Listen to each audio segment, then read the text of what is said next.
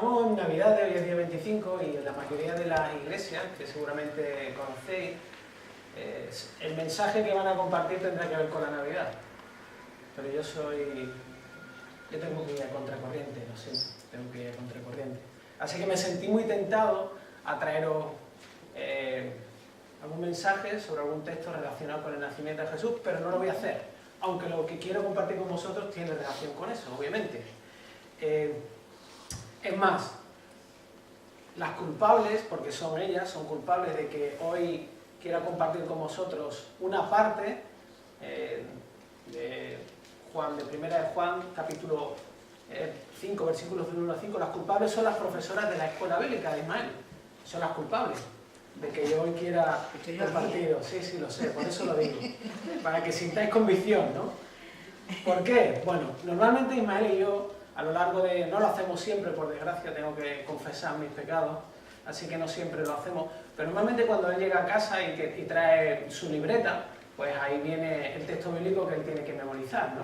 Así que me gusta, además, es un previo a que se relaje, se quede dormido un poquito antes, así que nos gusta un poco entre los dos repasar el texto bíblico y lo recordamos, me ayuda a mí también a recordar, a memorizar. Y la cuestión es que un día trajo Ismael un texto de Primera de Juan, capítulo 5, y el versículo no lo voy a decir, ya cuando termine todas estas partes seguramente que entendería el sentido de ese versículo, pero la cuestión es que me hizo pensar, ¿no? Me hizo pensar en este proceso de memorizar con Ismael y de pensar, porque no me gusta solamente memorizar el versículo se memoriza rápidamente, el desafío está en saber qué sentido tiene ese texto, qué es lo que dice, ¿no? Entonces me gusta dialogarlo con Ismael, no mucho porque a veces es tarde, tiene que descansar, y sus papás también tienen que descansar, pero me gusta hacer preguntas y cuestionarnos cosas sobre lo que está diciendo ese texto, ¿no? Como ya he dicho, la intención no es tener información en la cabeza, sino que esa información, y que es la palabra de Dios, que creemos que tiene cosas relevantes para nuestra vida, para cambiarnos, no solamente se quede aquí, sino afecte a nuestra forma de vivir. Esa es la intención. A veces es más complicado porque hay que mirar el contexto, estamos medio en penumbra, en la habitación, yo ya tengo más de 40 años y me cuesta trabajo leer, ya estoy en la época de la presbicia, así que es complicado, ¿no? Hay que mirar por delante, por detrás, los versículos, qué persona, a quién va este texto escrito, cuál es la situación histórica y todas esas cosas que muchas veces he repetido desde aquí arriba, que nos ayudan a entender un texto bíblico correctamente, ¿vale? Así que antes de pasar a ver, porque hoy mi intención es que veamos solamente el primer versículo del capítulo 5, ¿vale? Antes de empezar a ver ese versículo juntos, necesitamos entender, como he dicho, un poco del contexto, saber algunas cosas de esta carta, ¿no? Es como, no puedo empezar a correr si antes no he calentado un poco, así que es importante que antes de que nuestras mentes empiecen a funcionar, calienten un poco y sepan de qué es lo que vamos a tratar, ¿vale? Así que algunas de las cosas, y luego vamos a leer el texto cuando termine un poco esta pequeña introducción, algunas de las cosas, 3 cosas más o menos he puesto ahí importantes que nos van a servir. La primera de ellas es que no pasa la presentación, la primera de ellas es, y quizá no lo veis desde ahí, yo lo leo, no os preocupéis.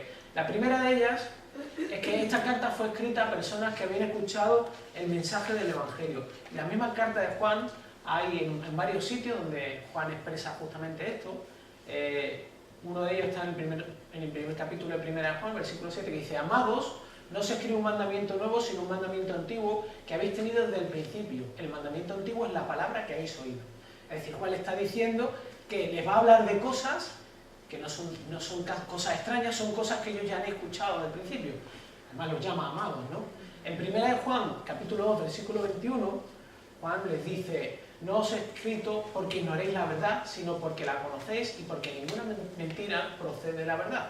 O sea, de alguna manera está diciéndole exactamente lo mismo. Le está diciendo: mirad, chicos, os estoy escribiendo algo que vosotros sabéis que es verdad, ¿vale? Y sabéis que lo que habéis recibido que es verdad no tiene mentira en sí. Otra de las cuestiones es que esta carta fue escrita a una iglesia que estaba pasando por problemas internos. Hay muchos versículos que hablan de esto, ¿no? Habla de unos falsos maestros que estaban tratando de de tergiversar el mensaje del Evangelio, añadiéndole cosas, cambiando ciertas cosas. Hay un texto que habla de esto, que dice: he escrito estas cosas respecto a lo que están tratando de engañaros, son justamente estas personas. Por lo tanto, Juan se está dirigiendo a una iglesia que tiene problemas internos propios, ¿no? Y esto es algo que se desarrolla mucho más en la primera carta de Juan, ¿vale? Que os invito a que la leáis, que esto os pique un poco la curiosidad para leer lo que Juan está expresando y contando ahí, ¿vale? Y la tercera cosa, hay muchas más, pero bueno, yo solo he anotado 3, un poco para que entremos en el contexto, como he dicho, es que fue escrita con el propósito de alentar y desafiar a las personas que pertenecían o que formaban parte de ese grupo, ¿no? De esa iglesia, ¿no? Los receptores. ¿Qué quería? ¿Qué quería desafiarlos? Los quería desafiar a que se mantuviesen firmes en el Evangelio, que no dudasen de lo que ya conocían de Jesús, ¿vale? Esa es la intención. Por eso Juan dice: en cuanto a vosotros, que permanezca en vosotros lo que oísteis desde el principio, el mensaje del Evangelio con el que se convirtieron. Si lo que oísteis desde el principio permanece en vosotros, vosotros también permaneceréis en el Hijo y en el Padre, ¿no? La importancia de mantenerse firme. Ya sé que esto es una cosa que hemos tratado muchas veces, o por lo menos yo cuando he predicado, yo creo que la he expresado muchas veces, ¿no? Desde aquí arriba y desde ahí abajo, ¿no? Y es el hecho de que la Biblia constantemente nos llama a que hagamos uso de la duda. Pero no de una duda, digamos, mala, si se puede llamar así, ¿no? Sino que hagamos uso de una duda sana, lo que la Biblia llama duda sana. Esta duda sana no nos lleva a dudar del mensaje del Evangelio. No se trata de eso, no se trata de que dudemos lo que ya conocemos de Cristo, lo que ya hemos recibido, lo que nos ha permitido conocer a Cristo. No se trata de eso, ¿no? Sino se trata realmente de que dudemos de nosotros mismos. Esa es la intención, una duda sana que nos ayude a dudar de nosotros mismos, ¿vale? Y de hecho la Biblia nos invita constantemente y nos advierte que si no dudamos de nosotros mismos, muy posiblemente puede ser que acabemos convencidos de cosas que no son verdad, ¿vale? Así que la intención de esa duda es justamente que evaluemos nuestras convicciones y que realmente las afirmemos sobre la verdad. Porque la verdad de Dios es inmutable, pero nosotros tenemos todavía la tendencia a aferrarnos a cosas que nos pueden parecer verdad, o que la hemos heredado, o que alguien nos ha dicho, pero no están fundamentadas en la verdad de Dios, ¿no? Esa es la intención. La intención es que no dudemos de lo que hemos recibido en Cristo, que no dudemos de Cristo. Y es un poco, por daros una ilustración, es un poco lo que yo hago a veces con Ismael cuando estudiamos juntos, ahí en la cocina de casa después de comer, pues yo lo siento y, no sé, estamos estudiando, por ejemplo, el otro día estábamos estudiando los triángulos en matemáticas, tipo de triángulos. Y entonces yo le decía: bueno, Ismael, ¿este triángulo de qué tipo es? Y él me decía: es no sé qué. Y yo le decía: ¿estás seguro? Y él me decía: no sé. A ver, Ismael, trataba un poco de que él pensase y se diese cuenta de por qué está contestando lo que está contestando, ¿no? Y realmente esto es importante para nosotros como cristianos, porque cuando salimos a la calle, las personas piensan que nuestra fe está fundamentada en algo que no es demostrable. Entendedme, no estoy diciendo que el Evangelio se pueda demostrar lógicamente, porque hay un aspecto espiritual que depende de Dios. Pero sí, la Biblia nos llama a que podamos dar razón de nuestra fe. Que yo pueda expresar a una persona dónde está fundamentada mi fe, ¿no? Y le pueda dar razón de ella con las Escrituras, o en la medida de lo posible, porque nosotros no somos personas, o sea, somos personas que tenemos lógica, y Dios nos ha dado la capacidad de usar nuestra mente para poder compartir el Evangelio con las personas y que sea relevante a su vida, ¿no? Esa es la intención. Así que Juan aquí está haciendo justamente eso. De hecho, algunos comentaristas dicen que Primera de Juan fue escrito justamente para que personas que habían leído el cuarto Evangelio, el Evangelio de Juan, entendieran bien lo que Juan estaba expresando ahí. Porque había personas que leían el Evangelio de Juan y pensaban que solamente los iluminados eran los que podían entender el Evangelio. Y Juan tiene que explicarles que no funciona esto así. Las personas que estaban leyendo mal el Evangelio de Juan, algunos de ellos en la iglesia, en esta iglesia en la que escribe Juan, estaban diciendo que el espíritu era bueno y que la carne es mala. De manera que, como la carne es mala y el espíritu es bueno y están desconectados, hay una división. Yo puedo pecar libremente y no hay problema en mi relación con Dios. Y realmente Juan está combatiendo este tipo de herejías, ¿no? Hace muchos años, ¿verdad? Pero hoy en día aún vivimos en muchos aspectos este tipo de cosas también, ¿vale? Bueno, vamos a empezar con la primera parte, y para eso voy a leeros los primeros 5 versículos del capítulo 5, ¿vale? Y solo vamos a ver el versículo primero. Y dice así, 1 de Juan 5, del 1 al 5, dice: todo el que cree que Jesús es el Cristo ha nacido de Dios, y todo el que ama al Padre ama también a sus hijos. Así, cuando amamos a Dios y cumplimos sus mandamientos, sabemos que amamos a los hijos de Dios. En esto consiste el amar a Dios, en que obedezcamos sus mandamientos. Y estos no son difíciles de cumplir, porque todo el que ha nacido de Dios vence al mundo. Esta es la victoria que vence al mundo, nuestra fe. ¿Quién es el que vence al mundo sino el que cree que Jesús es Hijo de Dios? Hijo de Dios. Si veis en vuestro bosquejo, este mensaje es un mensaje en el que voy a tratar de desafiaros, desafiando a mí mismo las evidencias de mi fe como creyente, como cristiano. Es recordar cosas que ya sabemos y profundizar un poco más en ellas. Y eso es lo que Juan está tratando de hacer aquí. Y en este texto, en estos versículos, hay 4 evidencias que Juan comparte con nosotros, de alguien que ha nacido de nuevo, de alguien que es creyente, que alguien tiene fe. Y la primera de ellas, como tenéis en vuestro bosquejo, es el hecho de que alguien que es creyente es alguien que cree que Jesús es el Cristo. Me diréis, David, no estás descubriendo la pólvora. Esto no es nuevo. Esto es algo que ya sabemos, ¿no? Sabemos todos. Todos sabemos que la persona que es creyente es alguien que cree en Jesús como el Cristo, ¿no? He visto caras raras por ahí, pero bueno. Tienes razón, es verdad. Sí, es verdad, esto lo sabemos todos. Pero me gustaría que nos parásemos a pensar un momento y buscásemos algunos detalles importantes que necesitamos recordar y que por lo menos a mí me han refrescado algunos aspectos y me están volviendo a permitir disfrutar del regalo en estas Navidades que supone que Jesús sea nuestro Salvador, ¿vale? Como decía, vamos a ver la primera parte del versículo y fijaos que lo he leído en la nueva versión internacional. Esta versión que tengo aquí es la versión de la América. Y hay un pequeño detalle que os va a ayudar a ver la diferencia. Vais a ver, o sea, va a producir un cambio, ¿no? Por lo menos en mi caso, ¿no? Dice, el versículo primero dice: todo aquel que cree que Jesús es el Cristo es nacido de Dios. Es decir, Juan nos dice que toda aquella persona que cree es nacida de Dios, igual que dice el versículo, ¿no? Y la forma más común de entender este versículo, cuando yo leo esta parte de este versículo, la forma más común de comprenderla es así, es de esta forma. Cuando alguien cree en Jesús, entonces Dios lo cuenta como cristiano. ¿Cómo puede ser una persona cristiana? ¿Cuándo una persona es cristiana? Cuando una persona cree en Jesucristo. Entonces, en ese momento, te conviertes en cristiano. ¿Estoy diciendo algo raro, algo extraño, algo distinto? No. Pues hoy voy a tratar de convenceros de que ese no es el sentido que Juan le está dando al texto bíblico. Hoy voy a tratar de convenceros que justamente Juan no quiere decir eso. Pero para eso tenemos que hacer algunas observaciones del texto, ¿vale? La primera observación, y perdonadme si esto parece una clase de literatura, pero no es la intención. La intención es que entendamos bien lo que está diciendo la palabra de Dios aquí en este momento. Lo que Juan, inspirado por el Espíritu Santo, quiere decirnos. Fijaos una cosa, un detalle. Dice Juan que todo aquel que cree que Jesús es el Cristo es nacido de Dios.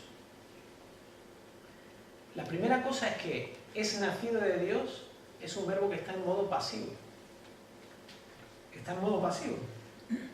A lo mejor aquí cuesta un poco de trabajo verlo, porque está en la versión de la América, pero si nos fijamos, se ve muy mal aquí, lo siento, pero yo lo repito, si nos fijamos en la nueva versión internacional que yo he leído, dice: ha nacido de Dios. ¿Vale? El verbo de esta frase, como he dicho, está indicando una acción pasiva. Es como, por ejemplo, si yo digo: Ismael ha recibido un regalo de su abuelo. Ismael no ha hecho nada. Ismael ha recibido, su abuelo son los que le han dado el regalo a él. Pero Ismael, que es el sujeto, que es la persona que recibe, digamos, la acción, no hace nada para recibir eso. Además, no solamente es una acción pasiva, sino que además está en pasado. Quiere decir que es algo que ha pasado, algo que ocurrió hace tiempo, ¿vale? Que no ocurre ahora. Además, si nos fijamos, lo que está diciendo Juan también, el hecho de que utiliza la ilustración de nacer, del alumbramiento, de cuando un niño nace, es curioso que esto se utiliza para hablar del nuevo nacimiento, de las personas que se convierten en cristianos, y mi pregunta, o mi afirmación más bien sería que yo aún no conozco a nadie que haya podido participar de forma activa en su nacimiento. Yo no conozco a ningún bebé que de alguna manera haya decidido cuándo concebirse y cuándo nacer, ¿vale? O sea, realmente es un acto que ocurre, pero el bebé, digamos que hasta cierto punto es pasivo, ¿eh? Además, en toda la primera carta de Juan, vemos esta expresión en un montón de versículos. He escogido algunos, pero si leéis la carta varias veces, os daréis cuenta que Juan utiliza esta expresión constantemente, ¿vale? Por ejemplo, en 2.29 dice, si sabéis que Él es justo, sabéis también que todo el que hace justicia es nacido de Él. La misma expresión, ¿vale? Igualmente, 2.29, ninguno que es nacido de Dios practica el pecado, porque la simiente de Dios permanece en él y no puede pecar porque es nacido de Dios. La misma expresión, y otro versículo más que he encontrado, le digo que esta primera de Juan está totalmente llena de versículos donde se utiliza esta expresión, es: amados, amémonos unos a otros, porque el amor es de Dios, y todo el que ama es nacido de Dios y conoce a Dios, ¿vale? No sé si estáis entendiendo lo que quiero decir. Juan está hablando de cuando una persona es cristiana, cuando una es creyente, cuando una persona es nacida de nuevo, ¿vale? Y está diciendo que es una acción pasiva y hecha en el pasado. Es una acción que ocurrió y que la hizo otra persona. Eso es lo que está diciendo Juan aquí. Así que la forma correcta de entender lo que Juan quiere decir es la siguiente. Cuando alguien cree en Jesús, entonces Dios ya lo contaba como cristiano. ¿Notáis la diferencia? Cuando alguien cree en Jesús, cuando alguien pone su confianza en Cristo, en Jesús, entonces Dios ya lo contaba como cristiano. Y parece una diferencia estúpida, tonta, pero lo cambia absolutamente todo. Lo cambia absolutamente todo. Lo cambia todo. Eso quiere decir que no somos cristianos por creer, sino que creemos en Cristo porque somos cristianos. Eso es lo que quiere decir, que nosotros creemos en Cristo porque somos cristianos. Dios es el que inicia el cambio en nuestros corazones para que podamos creer. Él es el que actúa dentro de nosotros para poner nuestros afectos apuntando hacia Él. Nos da la capacidad de poder saborear lo que es Cristo en nuestra vida y que nos guste, que queramos más. Eso es lo que hace Dios en nuestras vidas, ¿no? Además, si piensas que esto es un invento mío y que es algo que se me acaba de ocurrir, o a lo mejor que ayer tomé demasiada sidra, y eso que no tomé sidra, pero bueno, pero si piensas que esto de la Navidad me está sentando mal, quiero decirte que la Biblia está llena de textos que hablan de esto y que nos expresan justamente esta realidad, ¿vale? De hecho, el mismo Evangelio de Juan nos expresa y nos cuenta de un encuentro que tuvo Jesús con... ¿Os acordáis de Nicodemo, el maestro de la ley, que fue a buscar a Jesús por la noche porque no quería que nadie viese cómo se acercaba a Jesús? ¿Y qué le preguntó? ¿Qué le preguntó Nicodemo? Él quería saber cómo se nacía de nuevo, cómo se producía este cambio, ¿no? Entonces Jesús le dice que tiene que volver a nacer. Y Nicodemo se queda como aturdido, pone cara de póker diciendo, bueno, pero ¿qué me estás diciendo? Esto es imposible. ¿Cómo puede un niño como Ismael de 40 kilos volver a entrar dentro de su madre, volver a nacer? Un adulto, eso es imposible, ¿no? Entonces Nicodemo quiere saber cómo ocurre eso. Y Jesús le contesta de esta manera. Los versículos del 7 al 8, el capítulo 3 de Juan dice: no te asombres de que te haya dicho, os es necesario nacer de nuevo. El viento sopla donde quiere y oye su sonido, pero no sabes de dónde viene ni a dónde va. Así es todo aquel que es nacido del Espíritu. es muy relevante la ilustración que utiliza Jesús.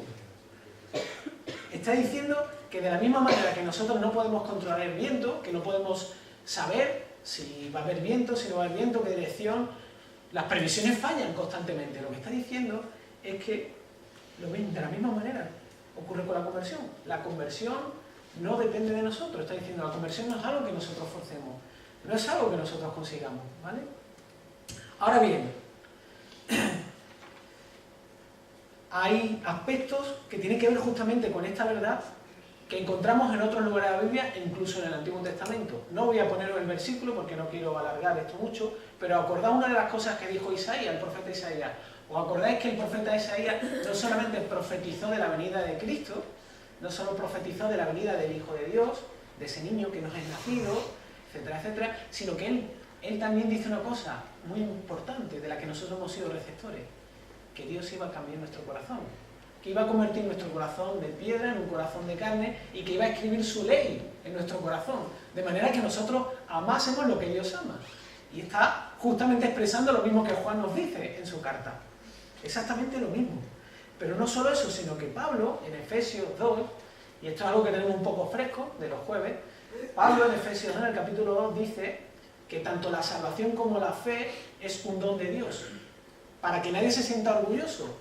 Por lo tanto, el plan de salvación de Dios, a través de Cristo, y el regalo de poder abrazar a Cristo y su salvación, no es algo que dependa de nosotros.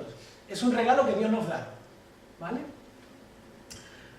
Ahora, como siempre, cuando se expresa en estos términos la salvación, que es algo que Dios nos regala y que depende exclusivamente de Él, no solamente la conversión, sino todo el proceso de nuestra salvación, nuestra santificación, es Dios quien nos sostiene, no depende de nosotros. Siempre hay personas que piensan y dicen, bueno, realmente, si la salvación no depende de mí, eso quiere decir que estoy dando la libertad como para que la gente pueda vivir en pecado. Y es una pregunta incorrecta, porque solamente si tú escuchas este mensaje y piensas que eso te da libertad para pecar, no has entendido absolutamente nada. No has comprendido absolutamente nada. Sigues pensando que la libertad que Dios nos da es para poder hacer lo que nosotros queremos. Y no es así. Sino Dios nos da, como he dicho, la capacidad de poder degustar lo bueno que es Él y desearlo por encima del resto de las cosas, ¿vale? Así que, ¿es necesario arrepentirse? Por supuesto que sí. La Biblia dice que necesitamos arrepentirnos. Es una cosa que está clara. Ahora bien, y esta es una frase que trato de sintetizar el aspecto de por qué esto es una buena noticia. Si nosotros eliminamos el hecho de que nuestra fe es dada y preservada por Dios, ¿sabéis lo que ocurre? Entonces, convertimos el Evangelio, que es una buena noticia, en algo que depende de nosotros, que depende de nuestro esfuerzo, que depende de lo que nosotros seamos, que depende de lo bueno que seamos o de los niveles que nosotros alcancemos de espiritualidad, si es que existen, porque para mí no hay un nivel de espiritualidad que permita o que acceda mejor a Dios que otro, para nada, no tenemos nada que ofrecerle a Dios. Así que si nosotros pensamos justamente que la salvación, que nuestra fe depende de nosotros, ya el Evangelio no es una buena noticia, es una mala noticia, es una maldición. Dependería de nosotros que la relación con Dios fuera mejor o peor. La salvación dependería de nosotros, podríamos perder la salvación. Pero si la salvación depende de Dios, la tenemos asegurada. ¿Vale? Y podemos confiar en ella. Podemos confiar con seguridad de que Dios no se va a separar de nosotros, aunque nosotros tratemos de hacerlo. Y si no, Romanos 8. Pablo dice en Romanos 8 que no, 8:20, no me acuerdo bien, pero en Romanos 8 dice que no hay nada que nos separe del amor de Dios. No hay nada. No hay nada. Porque es su obra, no es la nuestra. Así que es importante que veamos los dos extremos de este aspecto. Es, si eliminamos la responsabilidad del hombre, si pensamos justamente el hecho de decir, bueno, Dios me salva, yo puedo vivir de cualquier manera, como yo quiera, si elimino mi responsabilidad, ¿Qué ocurre? Que dejo de lado la urgencia del Evangelio. El Evangelio es un mensaje urgente para mi vida y para la vida de las personas que hay alrededor de mí. Porque Dios me llama a compartir el Evangelio. Porque Dios quiere usarme para que otras personas lo conozcan. ¿Vale? Ese mensaje es que en Jesús aún hay perdón para todas aquellas personas que se arrepientan. Es ahí donde está la urgencia. Todavía hay esperanza. Dios está reteniendo su ira porque está esperando que más personas puedan conocerlo y disfrutar de él. ¿Vale? ¿Y por qué entender este aspecto de nuestra conversión, de nuestro nuevo nacimiento? ¿Por qué es un aspecto, por qué es importante? ¿Por qué yo hoy me he levantado con ganas de compartir esto con vosotros? Bueno, lo primero es porque es necesario que entendamos que la conversión no depende de una oración de fe. Si la conversión dependiese de una oración de fe, mi salvación, mi entrada, dependería de mis propios esfuerzos. Y como ya hemos dicho, la Biblia está llena de evidencias que dicen justamente lo contrario. Es más, no estoy diciendo que no haya que orar. Lo que me refiero es que hay un peligro, existe peligro de que convirtamos la conversión en algo tan simple como una decisión. Y perdonadme, y a lo mejor voy a decir algo políticamente incorrecto, pero es mi percepción y la experiencia de algún tiempo, no llevo muchos años, todavía soy joven, cada vez menos, pero he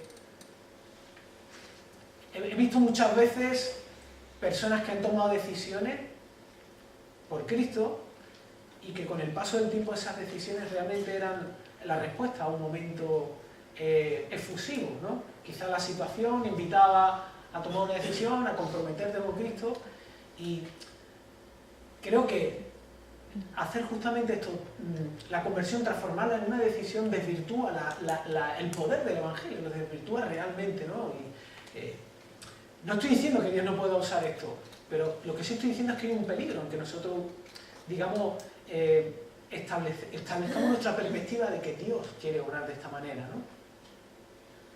Por supuesto que Dios usa medios para convertir a las personas, pero Dios utiliza a personas llenas de su espíritu compartiendo el Evangelio. Y depende del contexto en el que estemos, se podrá hacer mejor de una forma u otra, ¿no? Y yo creo que en el contexto en el que vivimos actualmente, la mejor forma de poder contagiar a alguien con el Evangelio es a través de las relaciones. Vivimos en una sociedad bombardeada de información, ya no sé vosotros, pero en Navidad, en WhatsApp, te llegan mensajes por todos sitios. La mitad no los lees, ¿no? No tienes tiempo, hay tanta información que... Hablaba el otro día con Sara, puedes leer tantos artículos y tantas cosas que seguramente acaba el día y no sabes ni lo que has leído. O sea, prácticamente lo procesas y lo desechas, ¿no? Y yo creo que hoy por hoy, en el contexto donde nosotros vivimos y Dios nos ha puesto, son las relaciones las que nos abren la posibilidad de poder llevar el Evangelio a otras personas, ¿no?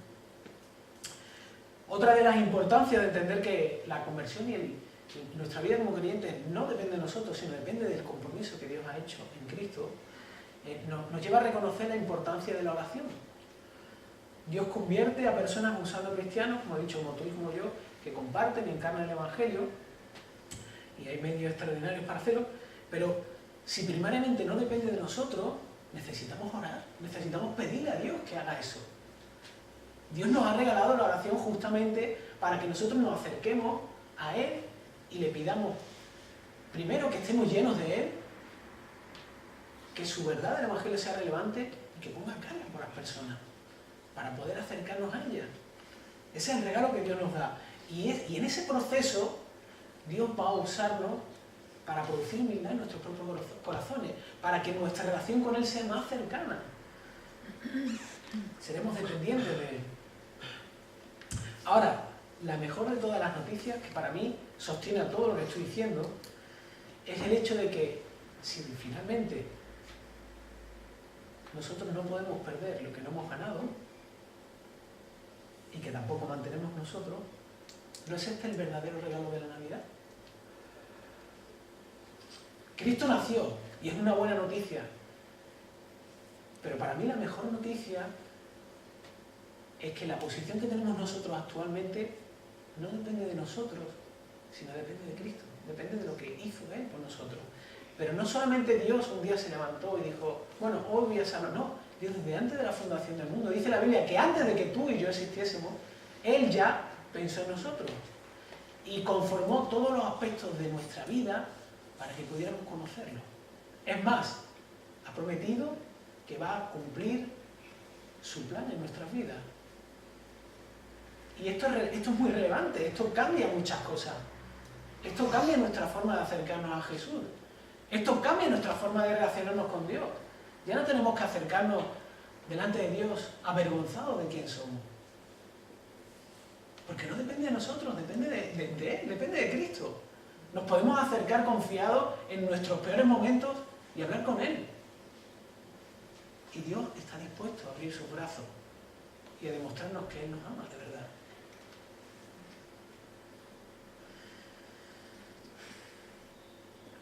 Me encantaría seguir profundizando en estas cosas. Y yo sé que esto lo sabéis, pero mi intención es que Dios nos regale la posibilidad de poder recibirlo como algo fresco, que abra nuestro corazón, que abra nuestro entendimiento, que nos dé el poder saborear y apreciar el hecho de que no es nuestro esfuerzo, no es nuestro esfuerzo. No caigamos en la trampa de decir, bueno, no soy demasiado bueno para acercarme a Dios, tengo que arreglar mi vida, no, tengo que aislarme, no, todavía tengo que cambiar ciertas cosas, no, yo soy indigno. No. Leí hace unas semanas, leía sobre Hebreos, ¿no? Cuando dice que Jesús es sacerdote, ¿no? Jesús está intercediendo al lado de Dios. Y en tus peores momentos, Jesús no está pidiéndole a Dios, Padre, anda, perdónalo porque, mira, es que no sabe lo que hace y, mira, un poco, no. Jesús sabe lo que le está pidiendo a Dios. Cada vez que nosotros tropezamos, Jesús le pide justicia a Dios. Jesús puede pedirle justicia a Dios. ¿Sabéis por qué? Porque Cristo pagó. Él pagó por nuestros pecados. Jesús no tiene que mendigarle a Dios. Jesús le pide justicia. Nosotros hemos sido declarados justos delante de Dios. No por nuestros méritos. No si leo más la Biblia, no si oro más, no. Por Cristo solamente, por Jesús. Estamos ya casi terminando y lo único que quisiera es dar una breve pincelada sobre otro de los aspectos que vemos en el texto, en este versículo, y es el hecho de que el creyente es aquel que reconoce que Cristo, que Jesús es el Cristo. ¿Vale? Que Jesús es el Cristo. ¿Qué quiere decir esto de que Jesús es el Cristo? A ver, es tan trillada esta frase que nos cuesta trabajo pararnos e intentar entender lo que está diciendo, ¿no? Pero quiere decir que primero reconocemos que Jesús fue hombre, vino a la tierra, y el hecho de que es Cristo, para aquellos que lo sabéis o no lo sabéis, Cristo quiere decir el ungido, ¿vale? El ungido. Y en la Biblia hay 3 oficios a los que las personas que iban a acceder a Él los ungían. Los reconocían, los ungían con aceite. Eran los sacerdotes, los profetas y los reyes. Así que reconocer que Jesús es Cristo quiere decir que reconozco que Jesús es mi rey, mi sacerdote y mi profeta. Quiere decir que, justamente como decía antes, Jesús es mi sacerdote delante de Dios, pero también Jesús es el rey de mi vida. Él ha pagado por mi vida.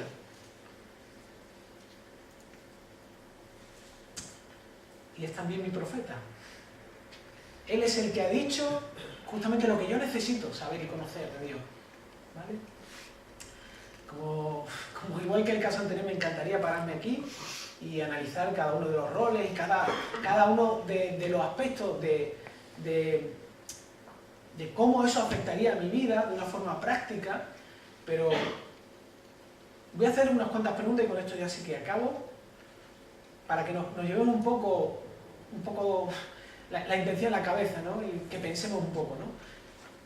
Como decía, si yo reconozco que Cristo es mi Rey, entonces ¿quién determina la dirección de mi vida? O sea, ¿cómo vivo? ¿Cuál es la intención de mi vida? ¿Cómo funciona mi vida? En algunos momentos Cristo es mi Rey y en otros momentos yo soy mi Rey. ¿Cómo funciona esto, no? ¿Qué pasa cuando las cosas que te encuentras en tu vida no son como tú quieres? ¿Cómo las afrontas? Las afrontas realmente sabiendo que Cristo es tu Rey y que Él sabe lo que tú necesitas y que Él quiere producir en ti cosas y darte lo que tú necesitas para madurar y para disfrutar más de su presencia, a pesar de que no lo entiendas, y finalmente te colocas tú en el centro y determinas qué es lo mejor para tu vida. Como sacerdote, como tu sacerdote, ¿cómo afecta saber que Cristo es el que está al lado de Dios, intercediendo por ti? ¿Cómo afecta esto en tus luchas más profundas? Con tu facilidad de enojo, con la facilidad que tienes a lo mejor de pensar mal de los demás, con las luchas que tienes más profundas que no compartes porque te dan vergüenza, con lo que piensas.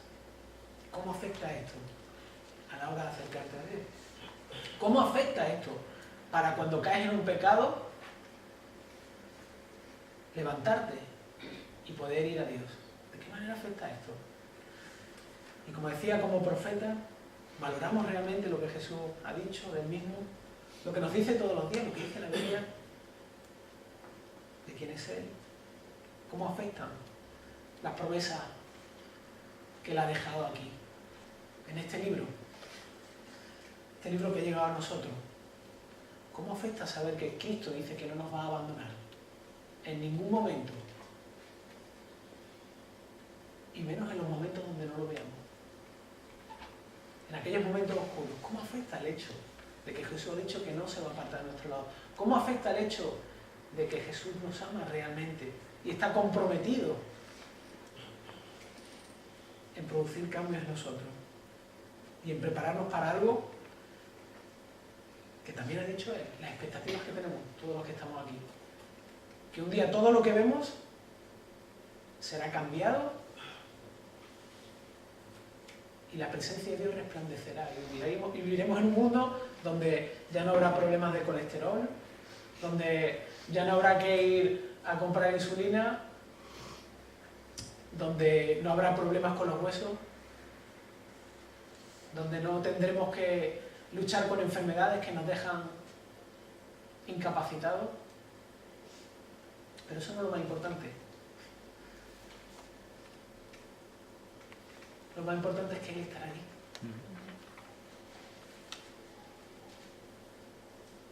Ya no tendremos que escondernos, sino que estaremos cara a cara con Él y lo conoceremos. Y nuestro trabajo, ¿sabes cuál será? Ya no habrá que pagar hipoteca.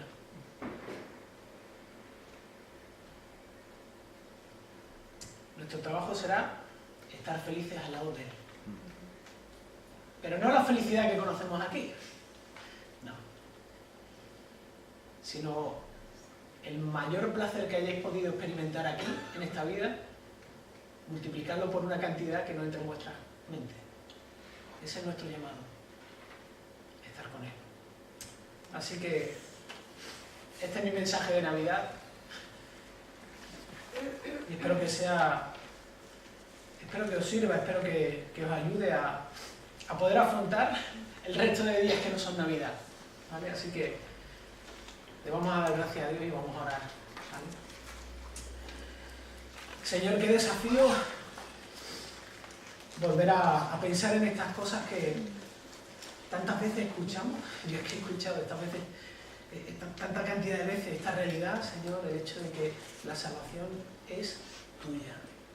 Que la salvación es un regalo, que es la expresión mayor que tú tienes de amor hacia nosotros, Señor. Y danos el regalo de poder profundizar, de poder ser llenos de esta realidad, de poder ser llenos de tu Espíritu, Señor. Y, Señor, realmente yo soy consciente de que diariamente hay tantas cosas que tratan de robarme esta gran realidad, esta cosa tan fantástica que es que tú quieras acercarte a nuestras vidas y no solo eso, sino que quieras vivir eternamente con nosotros, Señor, y deslumbrándonos con tu presencia y con tu verdad, con algo que no nos entra ni en la cabeza, Señor, pero a lo que queremos aferrarnos y queremos confiar, Señor. Y gracias por este tiempo que nos regalas en esta tarde, de este diciembre, de este año, Señor, y una nueva oportunidad de mirarte a ti, Señor, y volver a desear que llegue ese momento, tener esos deseos profundos de encontrarnos contigo y en el camino afectar a muchas personas para que también puedan conocerte, Señor, y puedan entender quién eres tú, Señor. Ayúdanos a vivir conforme a tu voluntad, Señor. Te lo pedimos en Cristo. Amén.